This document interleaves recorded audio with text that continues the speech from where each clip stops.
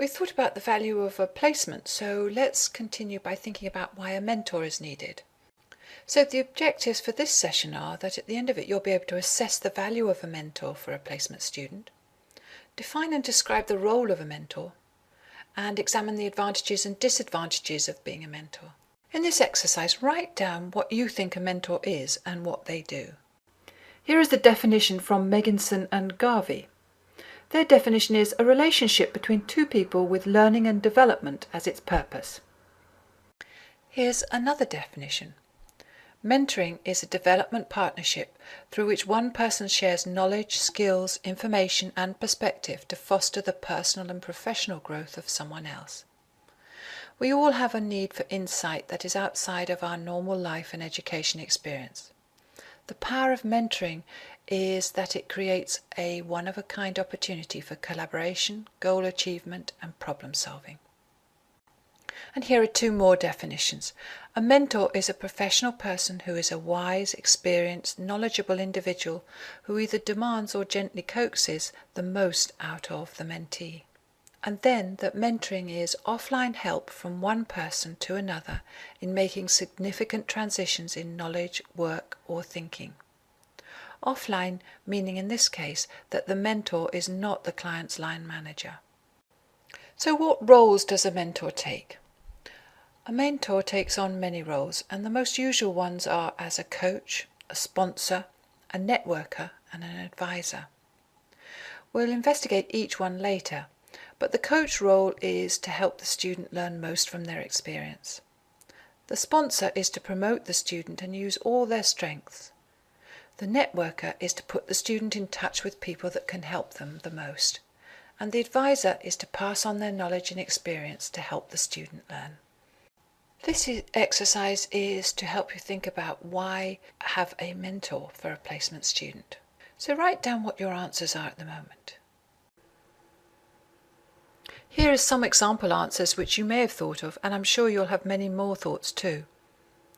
The first one is about helping the students settle into the organisation easily and effortlessly so that they become productive so much more quickly.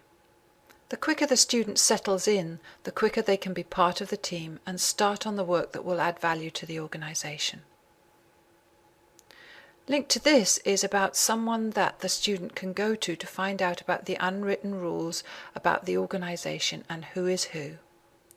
These may even appear small in nature, but make a big difference. It could be things like one placement student in a school who sat in a chair in the staff room that was one of the long-serving teacher's special chair. That didn't go down so well. We've already talked about the prime purpose for placement is learning. That is learning for everyone. A mentor can help the student gain the most from learning and from their experience. And a mentor can help the organisation learn all it can from the student and the experience too. A mentor can help the student make sure that their strengths are identified and used, as well as helping the student learn ways to overcome areas where they're not so competent at the moment. For any organisation wanting to implement or improve the mentoring they offer employees, having a mentor offers an opportunity to develop the processes and skills. Then a mentor is often a very effective way of handling any issues that may arise with having the student there. And a mentor can help ensure that the expectations of all the stakeholders are managed. If everyone is clear about what to expect from the occasion, then they will get the most from it. And the mentor is often the liaison with the university, so they can be instrumental in helping to set up an effective relationship with the university. And finally, all this means that the mentor is important in helping ensuring that all the stakeholders get value from the experience, and in particular the organisation.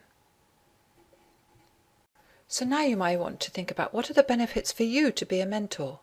Write down your thoughts. Being a mentor can provide very many benefits, including, firstly, developing important communication, leadership and development skills. Being a mentor means being highly flexible and finding the way to handle many situations. Then there's job satisfaction. There is an enormous satisfaction from helping someone else develop and grow, and knowing that you have played a significant part in that. And there are new ideas that can come from finding different ways to help the student, and also from the student themselves.